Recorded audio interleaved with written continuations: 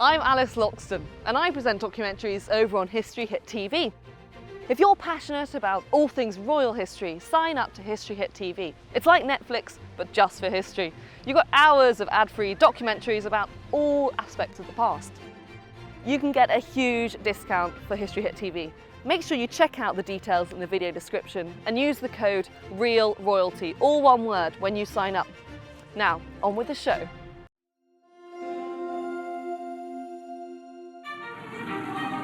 September 2015. Monumental day for Her Majesty Queen Elizabeth II. One of the great landmarks in Britain's royal history.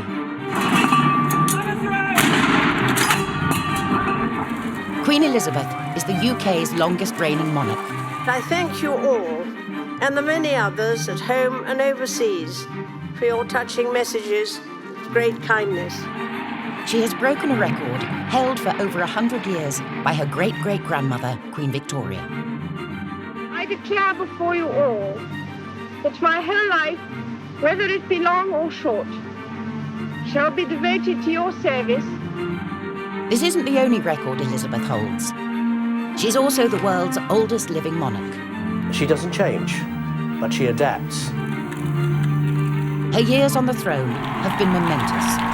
The world has moved from the age of steam to the edge of artificial intelligence. What do we do when we see the Queen? Elizabeth R., as she signs off, tweets. With a few stops in between.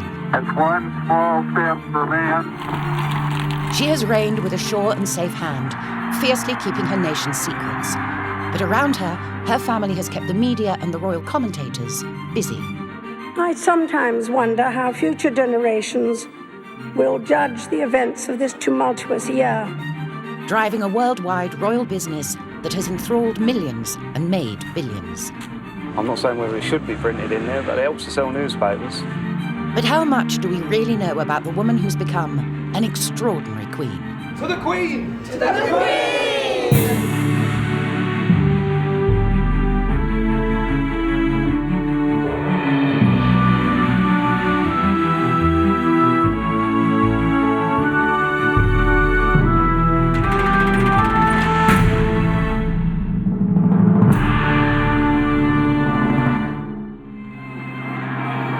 In 1926, London was the largest city in the world, an industrial hub, bustling and heaving with a population of over 7.5 million.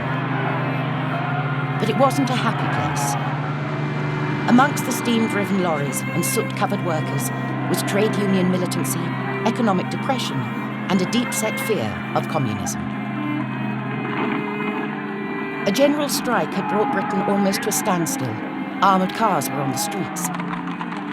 Amidst the mayhem, almost unnoticed, another momentous event had taken place. At 2:40 a.m. on the 21st of April, in a quiet street in Mayfair, a royal baby was born. Elizabeth Alexandra Mary was the first child of the Duke and Duchess of York. The Duke's father was King George V, making Elizabeth the third in line to the throne. In those days, it was the male heirs who took precedence, so the chances of her becoming queen were remote. Elizabeth was nicknamed Lilibet because she was unable to pronounce her own name. The early years were mostly out of the public eye. The glimpses ordinary people had of her were in carefully controlled cinema newsreel footage. There were no press scrums, and it was clear that the young royal enjoyed an almost idyllic childhood. Her father was a man who preferred to stay out of the limelight. His elder brother, Edward, the Prince of Wales, was destined to become king. The Duke of York's low profile enabled him to bring up Elizabeth and her younger sister, Margaret, mostly behind the closed doors of a London townhouse and at various royal estates in the English countryside. Life behind the ramparts was not all fun and games for Elizabeth and Margaret. In keeping with royal tradition, the princesses were not sent to school. They were taught at home, as this rare photograph shows, by an array of nurses and governesses. The lessons did not always follow a conventional curriculum. Outdoor pursuits were mixed with French, art, and music. Learning to ride was a priority and a regular activity. It gave the future queen an extraordinary grounding in horse riding, a close relationship with the animals themselves, and a lifelong love affair with all things equestrian. Death has come peacefully to the king at 11:55. When Elizabeth was just 9, her grandfather, George V, died. Her uncle David, the Prince of Wales, became King Edward VIII, and her father first in line. But before he could be crowned king, Edward gave up his throne to be with the woman he loved, and Elizabeth's gentle father became king, and she his heir. This meant the family had to move into Buckingham Palace, the headquarters of Britain's monarchs since 1837, and the administrative hub of the royal family. This is where the House of Windsor does business. A coronation soon followed.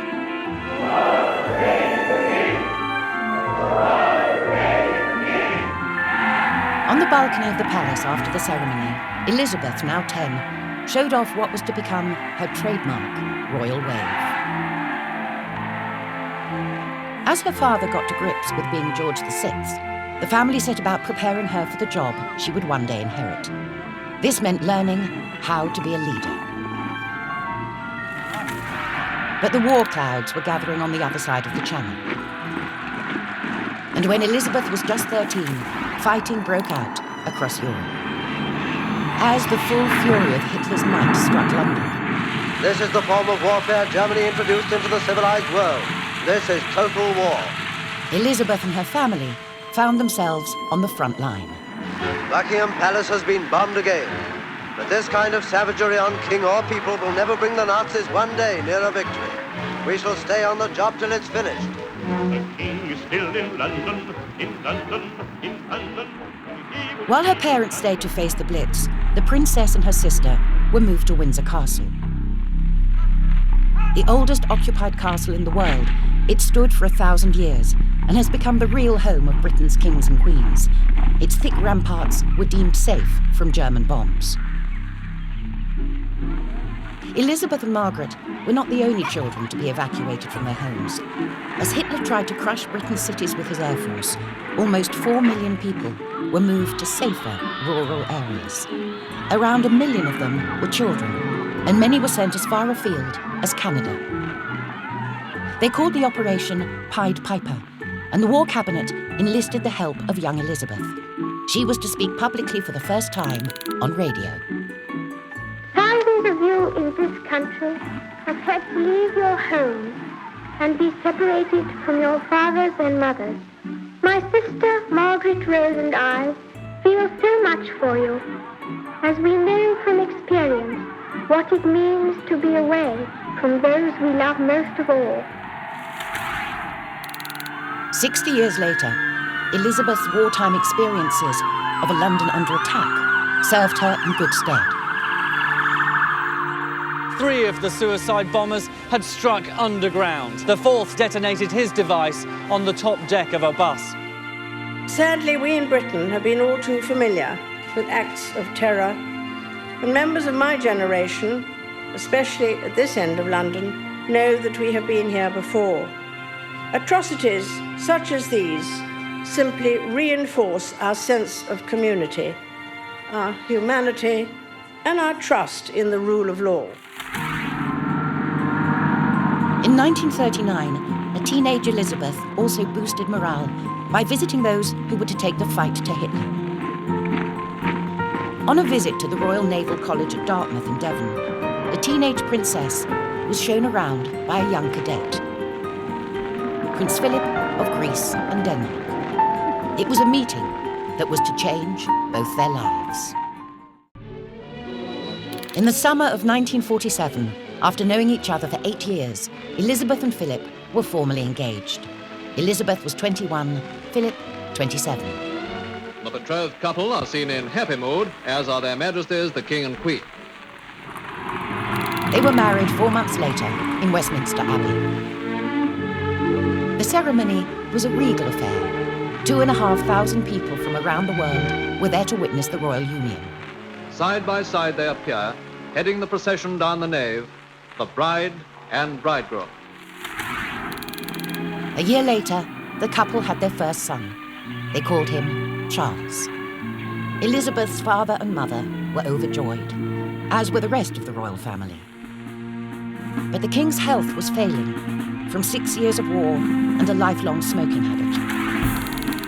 For Elizabeth, life changed forever in February 1952. She and Philip were on a royal tour of Kenya, which had seemed like a second honeymoon, when news came through that King George had died at the age of 56. As the nation went into mourning, a devastated daughter returned home. Only a week ago she had left light-heartedly as the princess. Now it was the sad homecoming of a young queen. The young queen wasn't a total novice. Her father had been preparing her for this day ever since he became king. It wasn't long after her father's funeral that Elizabeth had to start thinking about another state occasion. A lavish affair that was going to take a lot of planning. My job is to set the stage, to build a theatre inside Westminster Abbey, to arrange flowers, floodlighting, fireworks, and other expressions of public rejoicing. In June 1953, at the age of 27, Elizabeth II was proclaimed sovereign of the United Kingdom, the Commonwealth, and the British Empire. Though the empire was fading fast. There were more than 8,000 of the great and good in Westminster Abbey, representing 129 nations and territories. 2,500 reporters, photographers and journalists lined the coronation route, where 3 million people stood to see the procession. The world was also watching. Television was still in its infancy, but growing fast. For the first time in history, people were able to watch a coronation from the comfort of their living rooms.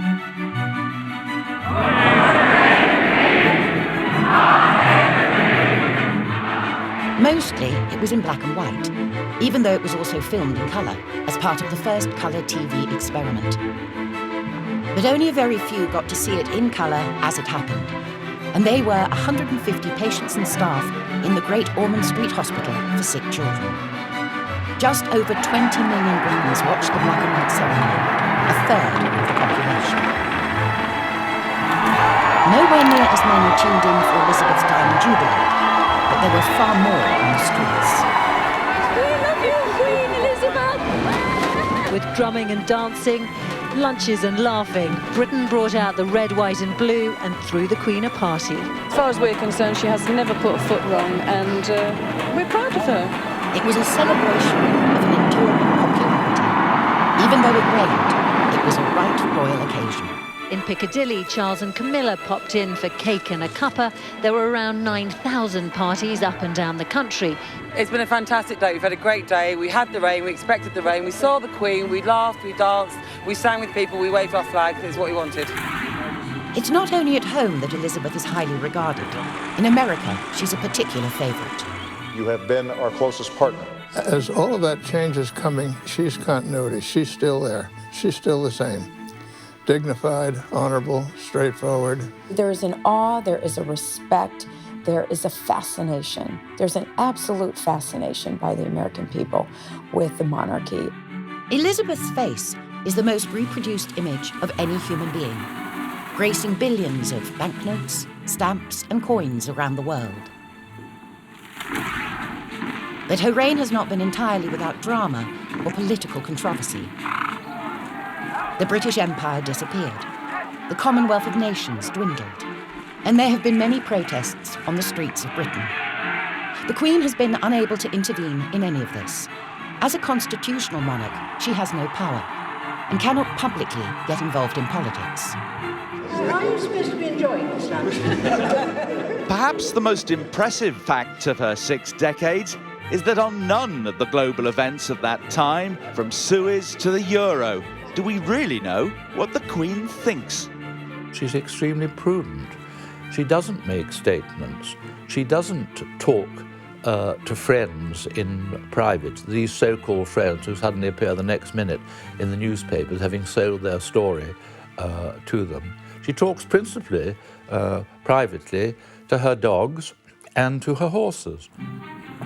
She also talks to her nation at the annual state opening of Parliament, where she sets out the government's political agenda, even though she writes not a word of it. A bill will be introduced to remove the right of hereditary peers to sit and vote in the House of Lords. It's a strange ancient custom that doesn't always meet with approval. We are simply saying, my lords, that what may have been appropriate 800 or even 200 years ago is not appropriate now. But Elizabeth does have tremendous influence. Every week, she sees Britain's Prime Minister for a private audience, during which matters of state and international affairs are discussed. During her years on the throne, 12 different Prime Ministers have attended those meetings. Only rarely do the politicians reveal what was said. Actually, Your Majesty's closing words to me at Buckingham Palace on Tuesday, at the end of our weekly session, were, please don't be too effusive. The look on the Queen's face says it all. Mostly the relationships between Elizabeth and her Prime Ministers have been close, bar one. According to those in the know, the Queen and Britain's only female Prime Minister, Mrs. Thatcher, never really saw eye to eye. It was said to be a class thing, which the television satirists of the day were quick to pick up on. My father was the King of England. Be that as it may, Your Majesty, there's only one woman in power who really matters. Queen Elizabeth has ruled for more than 60 years. She has done this without any formal academic qualifications of any kind. She did not go to college or university. She was educated at home, behind palace walls, by governesses and tutors. Schooled in the royal way of life and taught to be a queen by her father and mother and various royal advisors.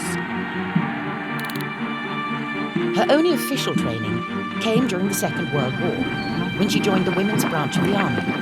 She was taught to be a motor mechanic and passed out as a fully qualified driver and the rank of junior commander. Throughout her long reign, Elizabeth has been close to many of the world's great leaders, from Winston Churchill to Ronald Reagan and Nelson Mandela.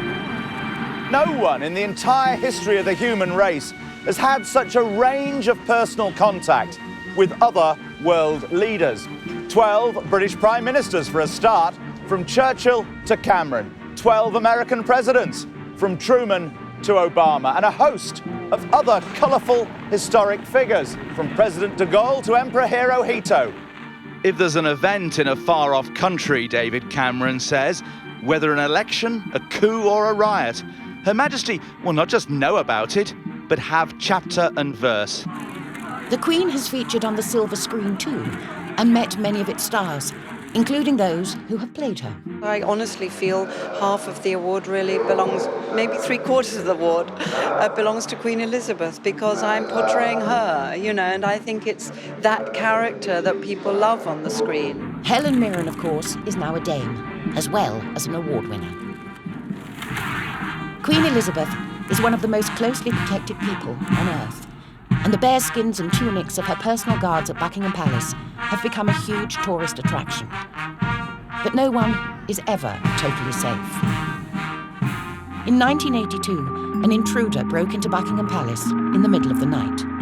His name was Michael Fagan, a 33-year-old painter and decorator from London. Worse still, he managed to get into Elizabeth's bedroom. Michael Fagan managed to break into the palace and found his way to the Queen's bedroom. He sat on her bed and chatted for half an hour before the Queen was able to summon help. The Home Office say that Fagan intended to cut his wrists in front of the Queen. The palace alarm systems come in for much criticism. Fagan, who was suffering from mental health issues, was later able to talk about his break-in, admitting he had no idea whose room he had got into. I went into a room, I remember seeing a lady. I can't really say that even if it was the Queen. A year earlier, Elizabeth had another close call when a man shot at her during the Trooping of the Colour. 17-year-old Marcus Simon Sargent, an unemployed youth from Folkestone in Kent, had been charged in connection with this morning's events. All of a sudden I heard a noise, and I counted this noise 6 times, which I now realise to be 6 shots. Her Majesty seemed very, very scared. I saw a look of sort of fear pass over her face. By far the worst year of the Queen's reign was 1992. She dubbed it her Annus Horribilis, horrible year, as the papers revealed. First, her son, Prince Andrew, split from his wife. The fate of the house, the Duchess's title, and the welfare of the children are all at stake. Her daughter was to divorce. Divorce? Very much. Never been mentioned by anybody. Next, her eldest son's marriage to Princess Diana fell apart. Then, she and Prince Philip were forced to agree to pay tax on their royal income and curb their expenditure, a row that was to rumble on for years. Funding of the monarchy has always been a sensitive issue. The Accounts Committee is now demanding the royal household gets a much firmer grip on how it plans to generate more income and achieve savings. To cap it all, in November, her beloved family home, Windsor Castle, went up in flames. This castle, dating back to the 9th century and which survived the wartime blitz, now struck at its heart. It was as the nation's monarch and family matriarch that she told of the pain and trouble she suffered over the past 11 months. In the words of one of my more sympathetic correspondents, it has turned out to be an annus horribilis. And we all love her. All love her, yeah. I think she's great. I think she's brilliant. Over the last 10 years, I think the royal family has regained a lot of popular public opinion. Just lovely, such a great atmosphere, everybody's happy, and it's just lovely to get all the country together. After 60 years as Queen, Elizabeth's Diamond Jubilee sealed an extraordinary reign. Only one other British Queen has ever celebrated 60 years on the throne, Victoria, in 1897. The royal pageant of 2012 was just as grand, but far more colourful. London had seen nothing like it since the lavish river processions of the 17th and 18th centuries. They carried the Queen down the Thames on a tide of devotion. 60 years on the throne, a monarch in an age where privilege and authority have increasingly been questioned, but whose popularity, it seems, has never been greater. July 2013. The world is in turmoil. Europe is in the midst of the worst economic downturn of all time. The Middle East is in the throes of terrorism, military coups, and civil war. In Britain, temperatures are soaring as the country is hit by the hottest heat wave in a decade. This is what the heat wave is doing, not just here, but in many parts of the country. And the dangers are all too clear. The nation is also in the grip of royal baby fever. A media feeding frenzy is in full flow. Madness streak. Crazy streak. It's not only reporters who are here. Royal fans are gathering too. Been here 9 days. I feel if I'm having the baby. We're looking for something to feel upbeat about. And I'm just here to join in some of the fun. They've come from all over. This is nuts. Yeah, it's like a party. I think so far it's been the best Monday in my life. For the waiting millions, it's not just a question of when the royal baby will be born. We've been waiting. Feels like forever. We buy all the magazines. We're stoked and ready for it to get here. The big unknown is its sex. A real royal secret. Congratulations, baby, from all of us. Here we go. The latest heir to the throne was born on Monday, the 22nd of July, 2013. The Duke and Duchess of Cambridge, William and Kate, called him George. As the young family drove home, royal baby mania got hotter. It's hard to describe, but they just feel like they're so much part of our community. It's just so amazing. It's a piece of our history. How can we not be excited? It's like we had our own. The national colours became flavour of the month. We've seen the telecom tower, which said it's a boy around the rotating rim, and here is the London Eye, red, white and blue. And souvenir shops did a roaring trade.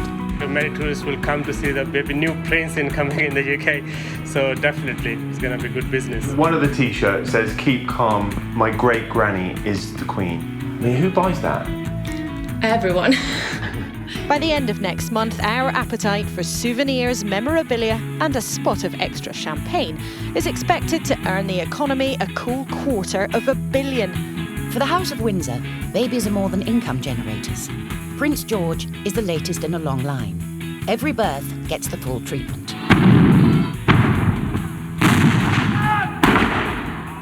Royal births are always a uniquely British event. 2 years earlier, when Kate Middleton married her Prince William, the confetti had not even settled before attention turned to the pattering of tiny regal feet. I think we'll take it one step at a time. We'll sort of get over the marriage thing first and then maybe look at the kids. But obviously, you know, we want a family, so, you know, we'll have to start thinking about that. It was in December 2012 that Britain got the answer it was yearning for. Yes, Kate was pregnant. But for the royal family, the news broke in an unusual way.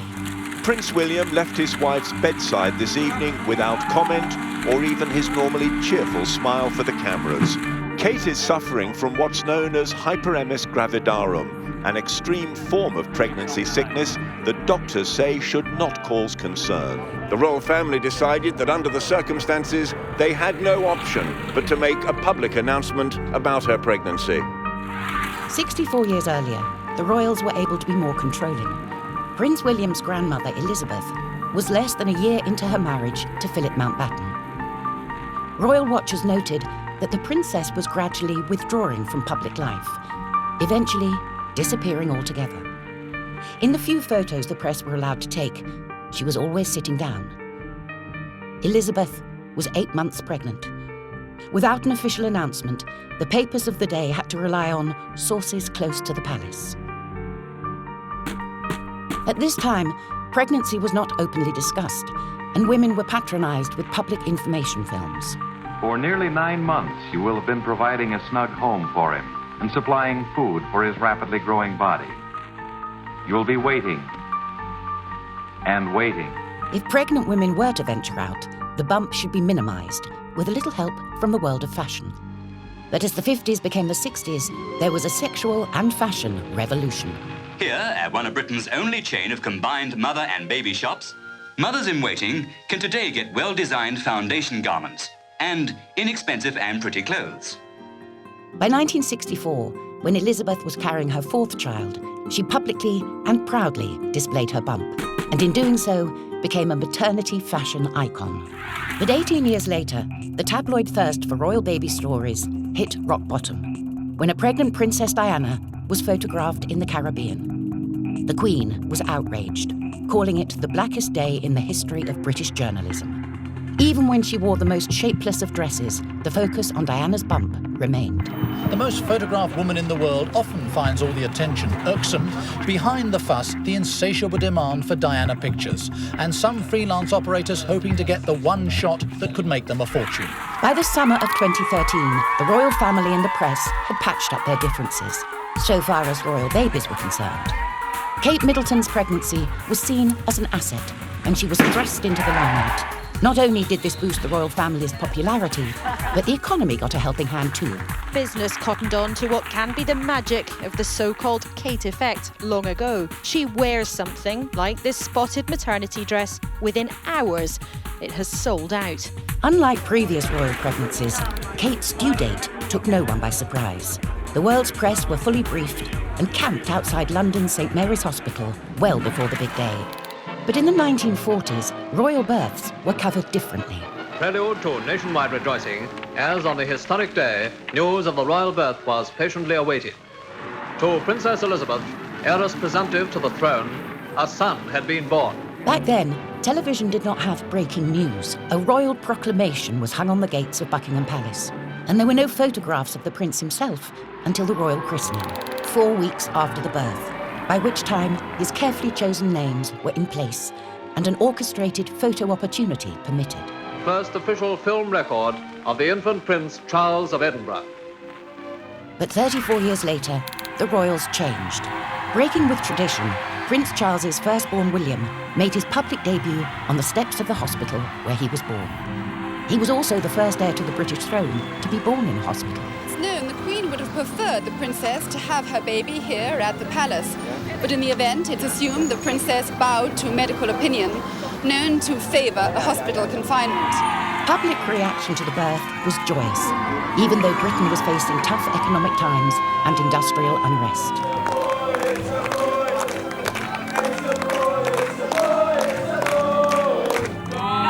Still, the celebrations went on. Some colourful spectators stood outside the main gates for nearly 10 hours. By the time Charles's grandson George was born, the Great Recession was becoming a memory, and the commercial value of a royal baby could be fully exploited. And it's not just the obvious royal bibs or royal baby grows. There are a huge range of themed products, from washing liquid to tea bags. And the royals themselves haven't been shy about taking part.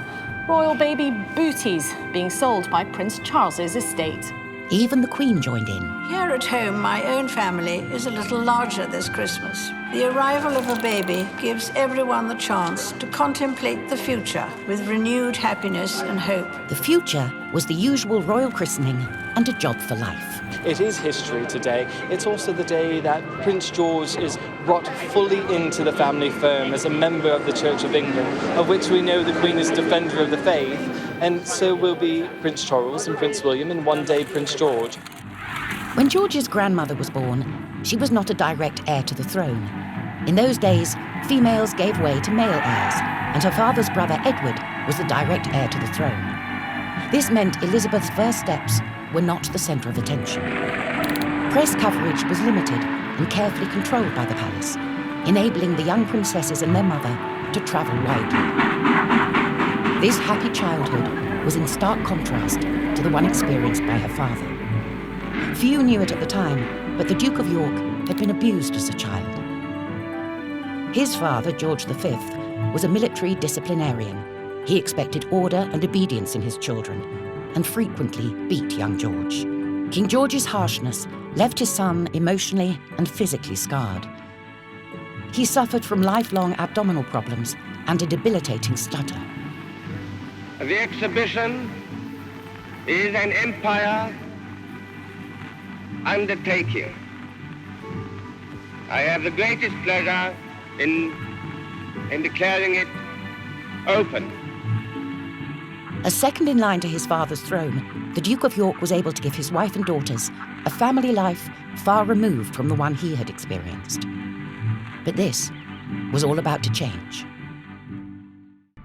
In 1936, the world was shocked when Edward VIII abdicated his throne to be with the woman he loved, the American divorcee Wallis Simpson. His younger brother George became king, and Princess Elizabeth unexpectedly became his heir, there being no male children. The family's happy, peaceful, and mostly private life was turned upside down as they moved into Buckingham Palace. Their lives changed forever. 2 years later, they changed again, as war broke out across Europe. The family became a symbol of unity and hope. The Buckingham Palace. This was the effect of a time bomb that exploded in the grounds of the King's London home. Truly, this is a war of all the people. We're all in it. The young Elizabeth and Margaret were thrown into the front line of an increasing propaganda war. When the government of the day decided to evacuate Britain's children to safety, the royal family refused to send the princesses to Canada. And the Queen-to-be found herself making her radio debut to show solidarity. Thousands of you in this country have had to leave your homes and be separated from your fathers and mothers. My sister, Margaret Rose, and I feel so much for you, as we know from experience what it means to be away from those we love most of all. My sister is by my side, and we are both going to say good night to you. Come on, Margaret. Good night, children. Good night, and good luck to you all. As Britain struggled to recover from the ravages of the war, it was the birth of a royal baby that lifted spirits most. As heir to his mother's throne, Prince Charles found himself the centre of attention even before he could walk. His early years coincided with a golden age of the press, with annual national newspaper circulation reaching 6 billion. And there was also a new kid on the media block. When Elizabeth's father died in 1952, when she was just 25, life for Charles changed as well. As direct heir, he inherited an intense relationship with the British press, a burden he was often left to bear alone. He also had to care for his sister, Princess Anne, as his mother and father spent 6 months touring the world.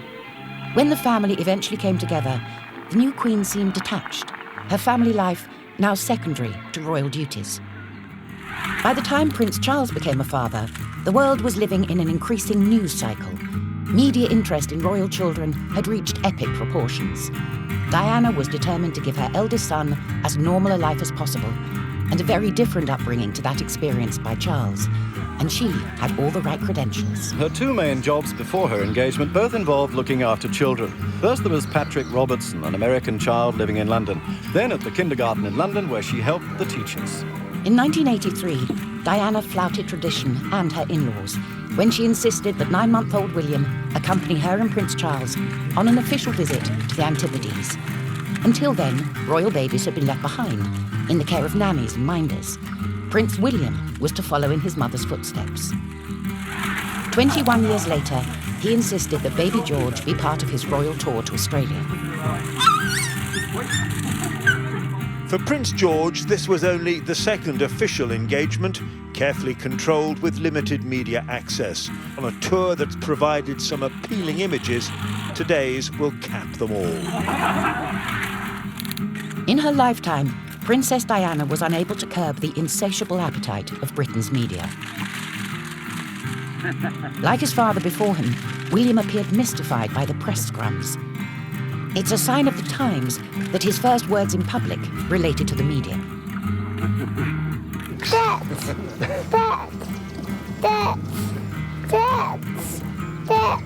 Camera, that's right. You see the faces? The people in there. Look at them.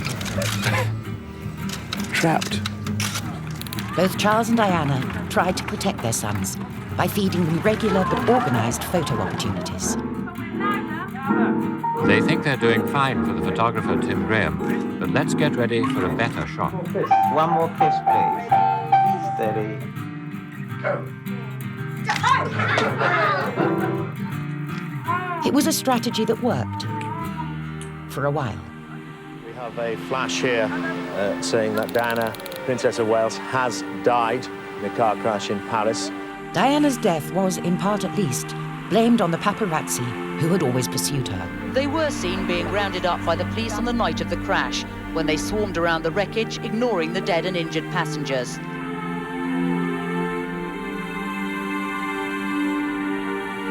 The tragedy brought an abrupt end to the childhood of her boys. William and Harry not only had to carry the burden of the loss of their mother, they had to publicly shoulder a kingdom's grief as well. Thank you so much. Thank you. Their mother had become the people's princess.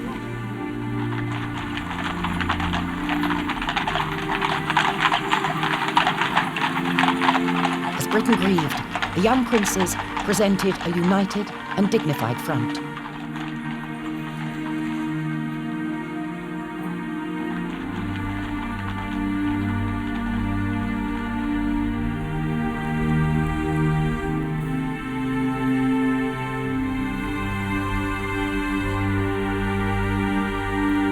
Diana's death brought about a change in the boys' relationship with their father. The 3 men formed a tight unit and threw themselves into outdoor pursuits. It was as if they were finding themselves for the first time. When William himself became a dad, he was able to avoid most of the media by staying with his wife throughout her labour. Prince William is going to spend the night in here with Catherine and, of course, with the baby. And I think that's a measure of not only the sort of modernity of them as a young royal couple, an indication of their modern outlook to family life, but I think it also speaks a lot about the real genuine affection between William and Kate. As Prince Charles drove off to play polo, William drove his family home. where he stayed for the next 2 weeks, taking full advantage of the modern tradition of fathers taking their paternity leave. He's even said to have changed the first nappy.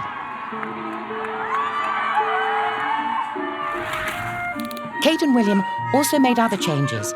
They didn't hire a royal nanny, another break with tradition. When the Queen was a child, royal babies were raised by nannies, who mostly remained in the background or behind closed doors. It was only when Prince Charles came along that royal nannies became part of the bigger story. Media personalities in their own right. Prince Charles's first nanny, a stern Scotswoman called Helen Lightbody, became no-nonsense Lightbody. Charles formed a special bond with her. His first word was said to be Nana rather than Mama. But when it emerged no-nonsense forbade Charles from eating a pudding, she was fired. Newspapers reported it was done personally by the Queen. Prince William had a nanny too, Barbara Barnes. She was the opposite of no-nonsense Lightbody. Barnes had no professional childcare qualifications at all.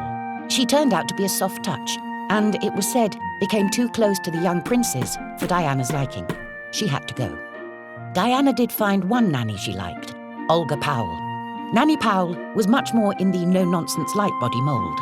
The press dubbed her firm but fair, and she was not beyond dishing out clips to royal ears. But William and Harry adored her.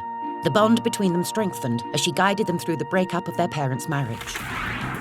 After the divorce came Tiggy Legburke, more of a surrogate yummy mummy than a nanny. 29-year-old Tiggy worked for Prince Charles. The tabloids had a field day as they speculated she was getting a little too close to him. Tiggy had to go. Diana was said to have resented her high-profile role as girl Friday and mother figure to Princes William and Harry, and been instrumental in getting her removed from the job. 14 years later, William and Kate were determined not to make the same mistakes. But the pressure got too much, and a Spanish-born nanny, Maria Borrallo, was hired. She was trained at the elite nanny school, Norland College, where recruits learn such childcare skills as life-saving, kickboxing, and evasive driving. As baby George, third in line to the throne, shares Play-Doh with his future subjects, there is already speculation about his future education. In his grandmother's day, the royals didn't go to school. Queen Elizabeth was educated entirely at home, with her sister Margaret, her only classmate. But with Prince Charles, the family broke with tradition by sending him to boarding school. I think perhaps that I've gone to school and university and everything in a much more normal way than any of my predecessors did. There's been an experiment in royal education, and of course it has been slightly difficult, and there have been disadvantages at moments when I've regretted it. Charles's royal educational experiment was far harder than anyone realised. His school, Gordonston, was a cruel place where violence was common. He was regularly bullied by older boys, but the abuse was kept secret from his mother. When it came time to send Charles's son William to school, Princess Diana initially put her foot down. No boarding. She relented only when it became clear that sending him away would give William a shield from the media.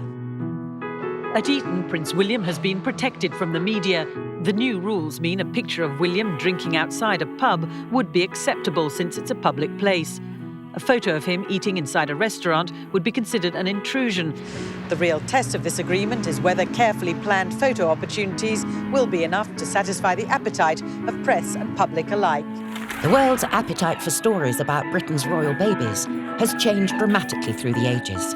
From the carefully staged newsreels of the young Elizabeth to the golden era of the tabloids, which devoured her eldest son and Diana, to the 24/7 news cycle that now holds the latest young royals in its thrall. No longer are the lives of royal babies shrouded in mystery. They are now subjected to even greater scrutiny from the day they are born. Prince George and Princess Charlotte are the first to be born into the world of social media and selfies. Their parents hope they will turn out to be the most normal royals Britain has ever seen.